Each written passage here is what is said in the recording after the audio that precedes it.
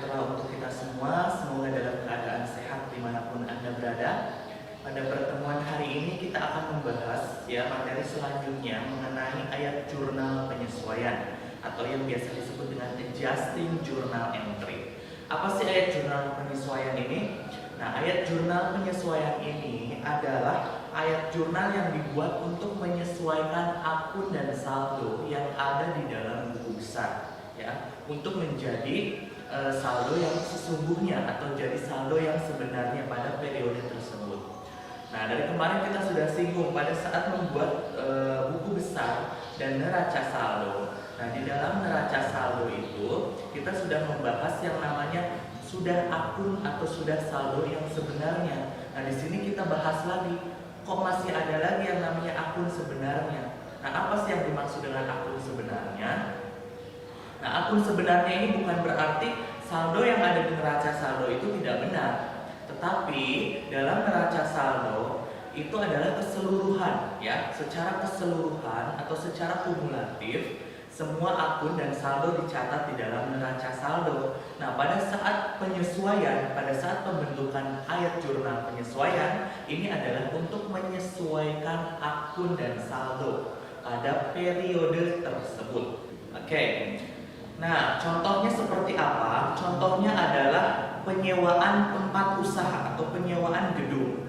Nah, pada saat penyewaan gedung, setiap bulan otomatis ada perhitungannya. Setiap bulan itu berapa uang yang harus dikeluarkan untuk menyewa gedung tersebut.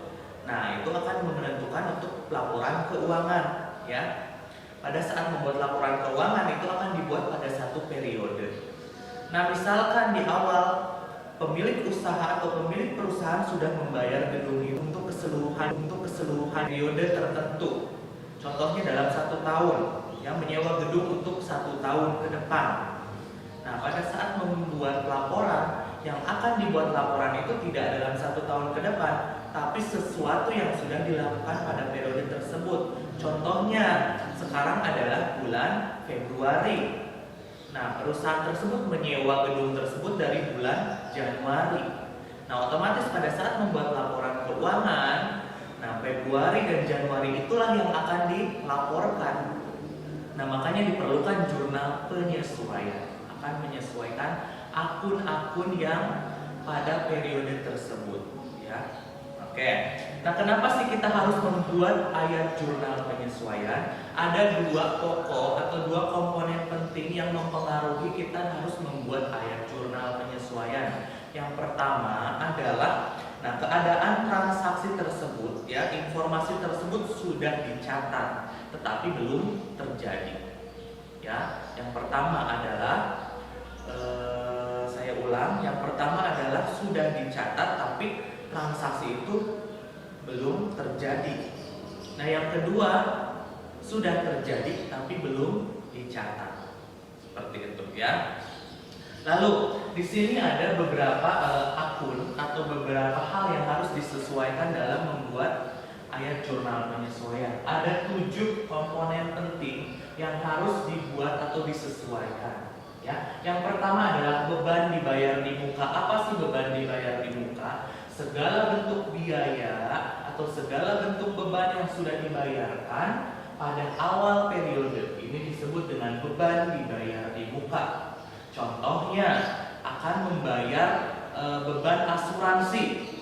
Beban asuransi setiap bulan misalkan Rp100.000, tapi sudah dibayar untuk 3 bulan ke depan, dibayar Rp300.000 pada awal periode. Nah, ini yang disebut dengan beban dibayar di muka. Lalu ada pendapatan diterima di muka. Nah, pendapatan diterima di muka ini berupa akun pendapatan tetapi sudah menerima uang atau menerima penghasilan tetapi pekerjaannya belum dilaksanakan. Ini namanya pendapatan diterima di muka.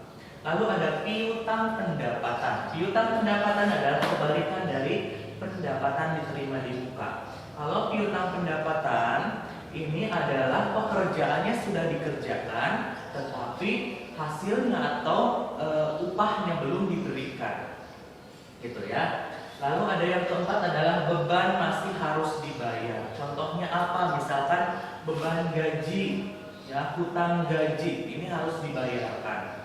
Makanya harus disesuaikan ya. Lalu ada penyusutan aktiva, lebih tepatnya adalah penyusutan aktiva tetap. Contohnya apa? Gedung, bangunan ya.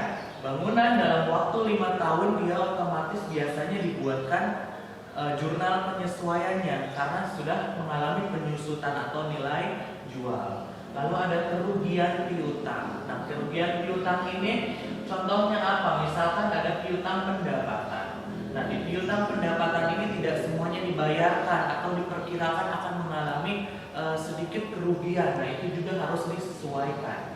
Lalu yang terakhir adalah biaya pemakaian perlengkapan atau segala sesuatu perlengkapan kantor, perlengkapan perusahaan yang dipakai atau habis pakai. Seperti itu.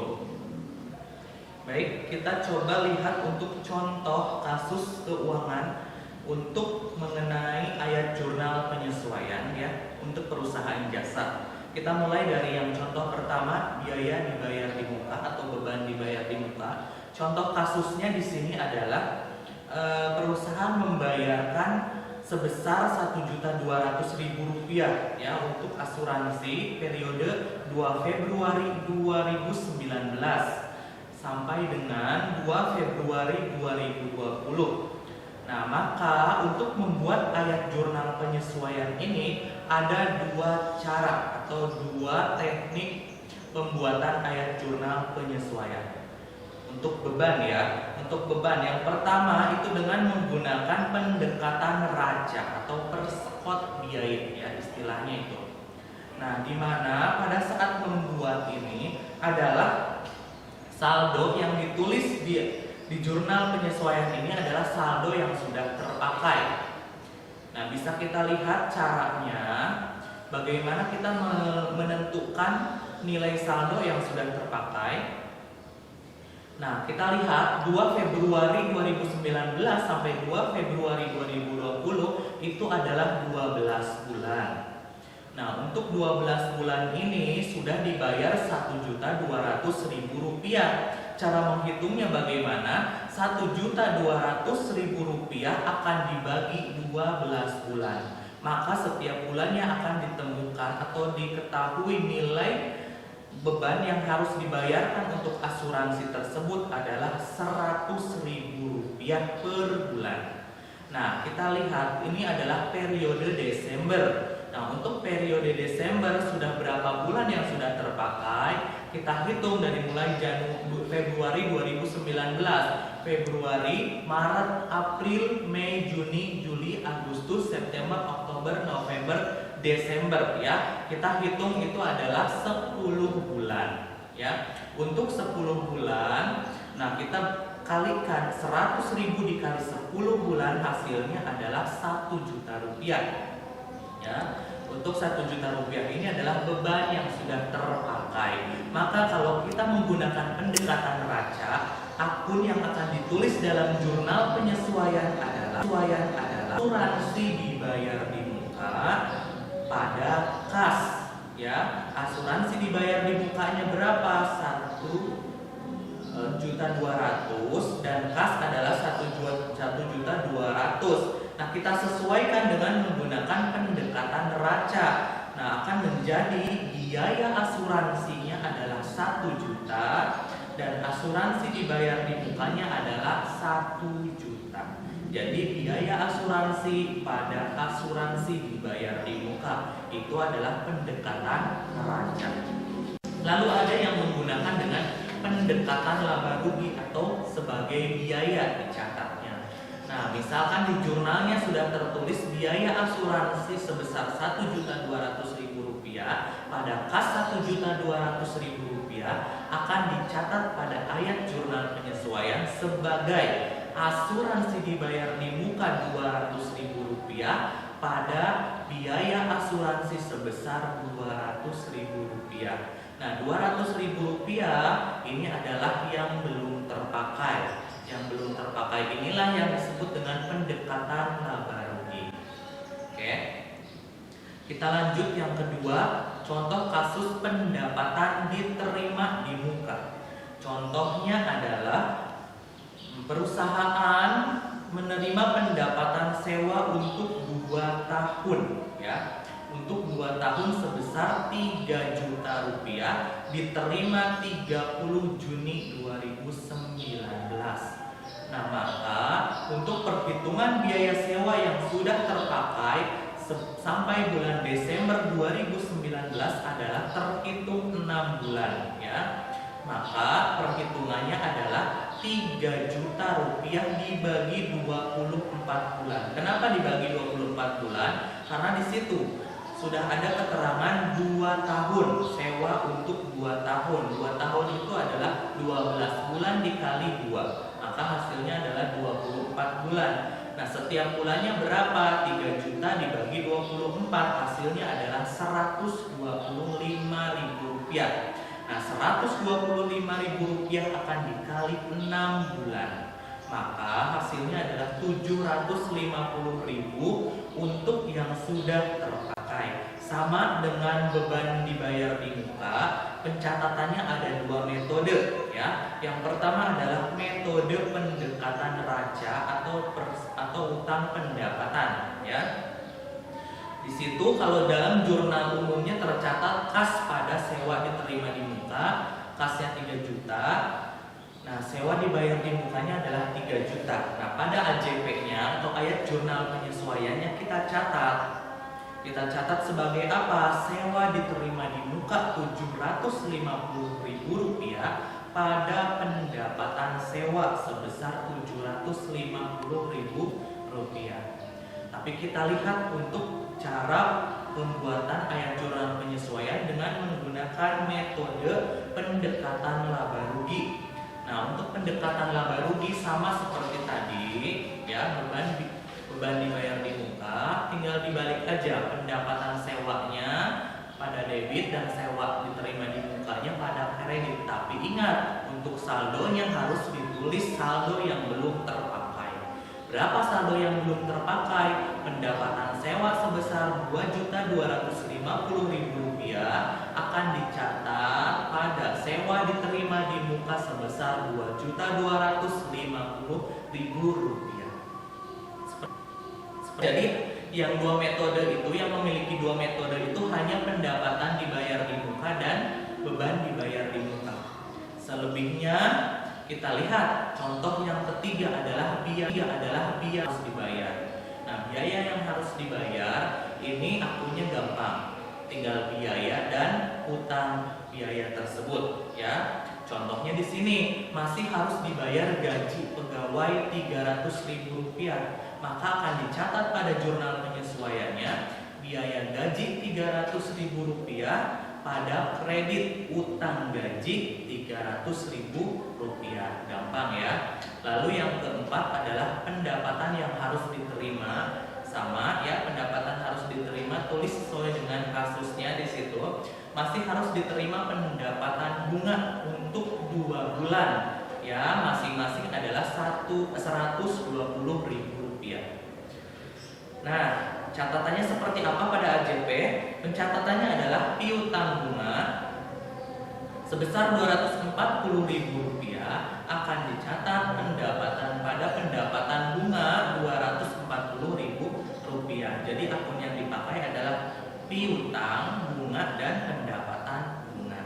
Lalu yang kelima adalah penyusutan aktiva tetap ya, atau harta tetap.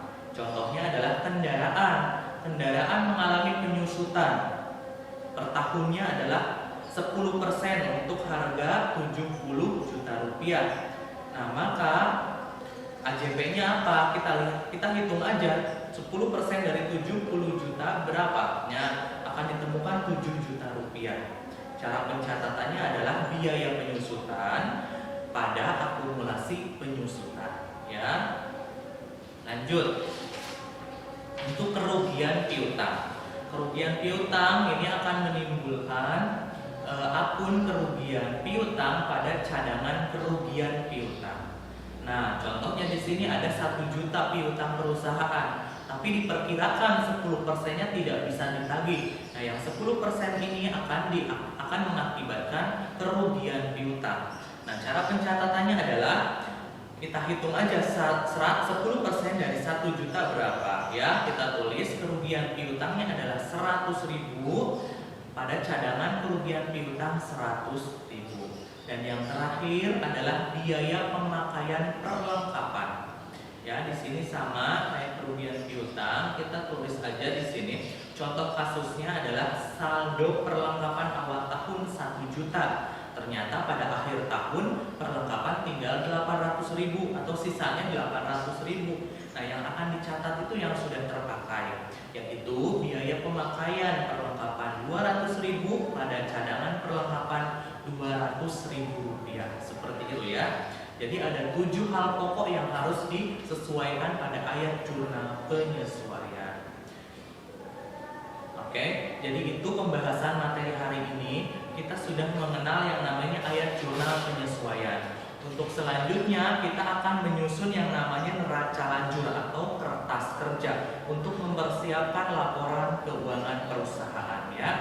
Nah, apabila ada yang mau ditanyakan, silakan kalian tulis aja di komentar atau hubungi saya melalui Classroom ataupun WhatsApp bisa ya. Jadi silakan ditanyakan yang belum paham. Untuk pertemuan kali ini saya ucapkan terima kasih. Assalamualaikum warahmatullahi wabarakatuh.